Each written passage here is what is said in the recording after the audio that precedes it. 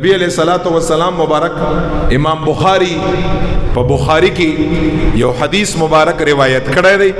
سیدنا ابو هریره رضی الله عنه او کسان پیغمبر علیہ الصلوۃ والسلام مبارک په خپل امت کې یاد کړی دي چې د قیامت په ورځ باندې به دغه او کسان په هغه سخته ګرمه تکلیف والا ورځ باندې دغه او کسان به د الله جل جلاله د عرش په سوري کې نبی علیہ السلام مونږ او تاسو په دلته مسجد کې یا جمعې په ورځ باندې دا خبره اورو خدا سره تخکاری لګه عام غوندې چې دا خو به داسې خاص خبره نی صاحبانو دا کله چې انسان تږی شي ګنا او یخو اوبو ته په دنیا کې مهاجت شي څومره یې خوښي دا یخې اوبه او بیا ورته ډېرې میلاو شي. دنیا خو یو عام عارضي ځای دی د قیامت ګرمي د هغې نور د هغې تکلیف او بیا عام سوری نه د رب لا یزال د عرش سوری چې چاته میلاو شي دا ډېره لویه خبره. نو حضور مبارک څه فرمایي اوه کسان دي نو راځئ لږ ځان پکې ولټو چې دا دومره عمر پورې چې زما څومره عمر دی د ستاسو څومره عمر دی آیا په دغې اوو کسانو کې ما او تا راځو که نه راځو. بیا راله کوشش پکار دی چې ما او تا اوسه نه د خپل سوري انتظام پس د مرګ نه ځان دپاره وکړو څنګه چې د کور انتظام کړو څنګه چې د ګاډي انتظام کړو څنګه چې په دنیا کې د پیسو انتظام کړو د اوړي او د ژمي انتظام کړو مرګ د پس نه راځئ چې د خدای پاک د عرش د سوري انتظام وکړو او یا که پکې موجود یو خدای دا وکړه چې مونږ په استقامت باندې په همدغو خلکو کې موجود پاتې شو. هغه اوه کسان څوک دی وایه اورئ. نبی علیہ الصلوۃ والسلام فرمائن عن ابی هریرة رضی اللہ عنہ ان النبی صلی اللہ علیہ وسلم ابو هریرہ نا حدیث روایت تے په بخاری کې بشک پیغمبر علیہ الصلوۃ والسلام مبارک چه دی قال فرمایلی دی سبعۃ اوه کسان دی یظلهم الله فی ظله یظلهم الله فی ظله خدای پاک اوه کسان دی چې خدای پاک جل جلاله به د قیامت په ورځ باندې د خپل عرش عظیم سوری ولور کوي او څه فرمایي لا ظل الا ظله. نبی علیہ السلام دامو وی چې دام یاد لري ها دا اهم سوری دی ځکه په دغه ورځ باندې به د عرش نه علاوه بل سوری نه. نبی علیہ السلام فرمایي اول نمبر څوک دی حضور مبارک فرمائی امام عادل اغا بادشاہ چی اغا عادلی پر رعیت باندې زیرگی په قوم باندې زیرگی انصاف والائی کرپشن نپاکی خیانت نپاکی او د رعیت شپې او سحر او بیگا د اغوی په کارونو کې خپل ځان مصروف کړی څنګه به ورته سهولت جوړو ما څنګه به تکلیف ختمو ما څنګه به د دوی دا مصیبت چې د زتر واخلما دوی ته براحت جوړ شي سکون به جوړ شي اطمینان به جوړ شي په دغه سوچونو فکرونو کې چې کوم بادشاہ سبا کوي او بیگا کوي دا امام عادل دی چا چې حقی اغل حق ور کوي د چا چې حق نی د بل حقی اغه حق اخلی او حق والاله ورکی دا امام عادل دی. په حدیث کې اول نمبر کس نبی علیہ السلام دی خودلې دی قیامت په ورځ باندې به د عرش عظیم په سوري کې ولاړی. او دویم نمبر نبی علیہ السلام فرمای شاب نشأ فی عبادت اللہ.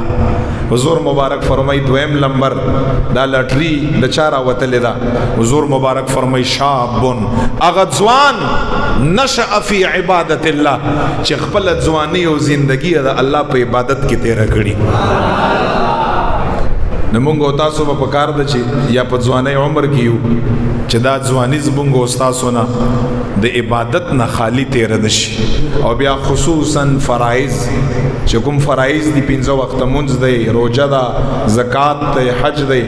دا خو هغه ارکان د اسلام دی. دویم نمبر کس نبی علیہ السلام فرمای شاب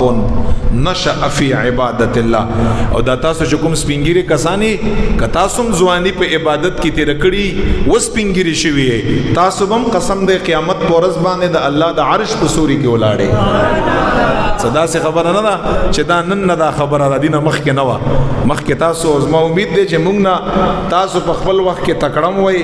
په عبادت کې مرانه تکړه وئ او د هغه زمانې سپینګری د نن سبا د سلو ځوانانو نه بهتر دی داسې به ووایم خو موږ لم پکار دي ځکه نن سبا ډېر آلات د فسق او د فجور دي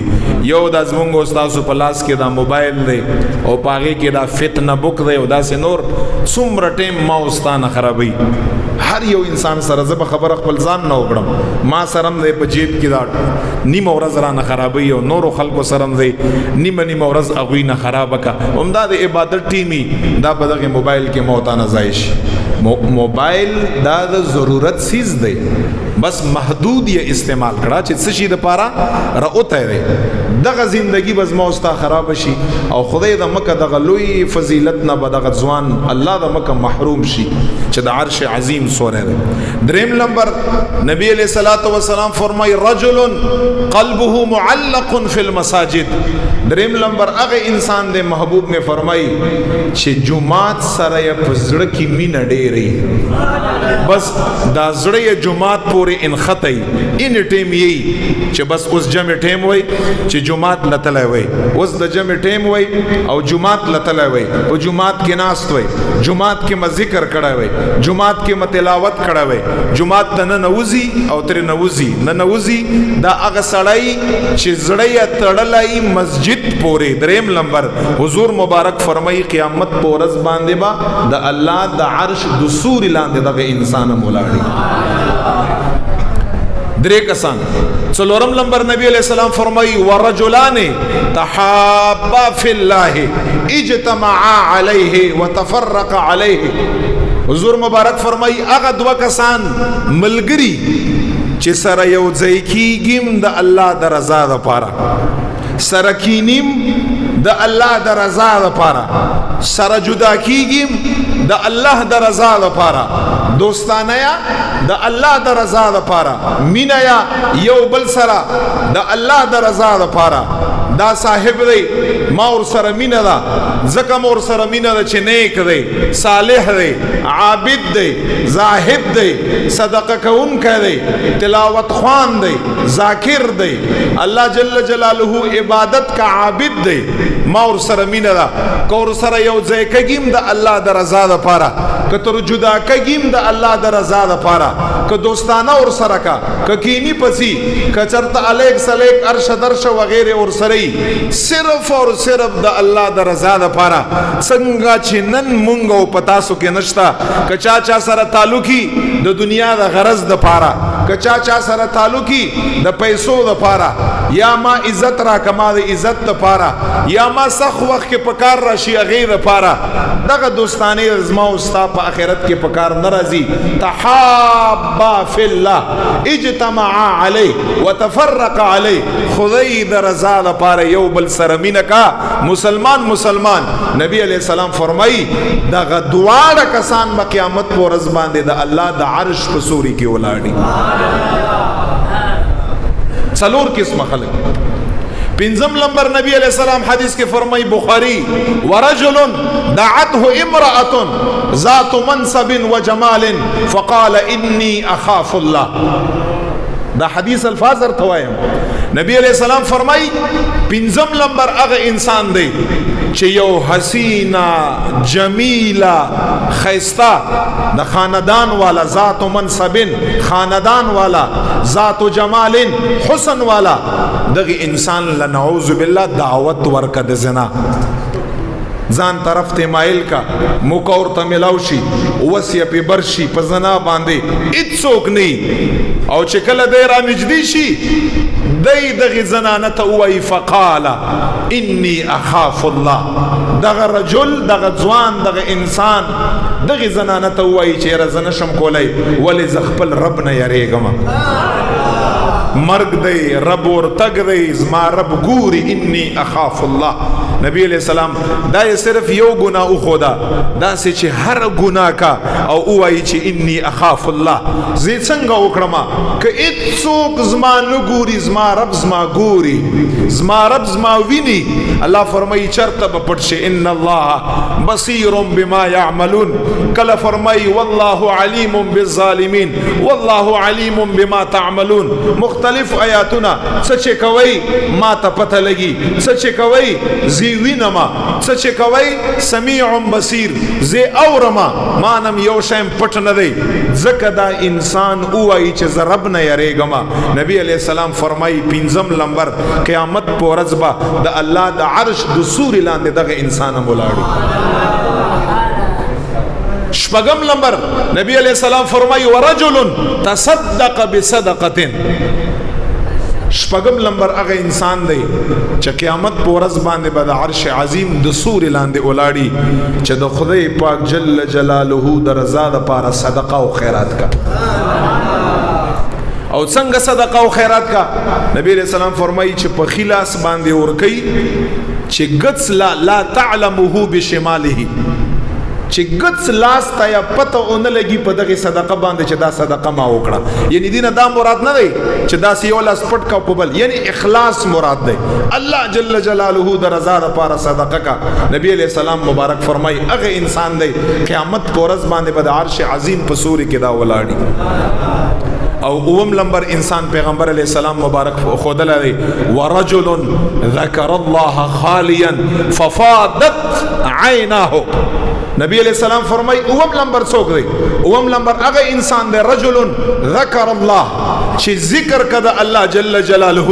خالیا پتنهایی کی داسې خو به ما وتا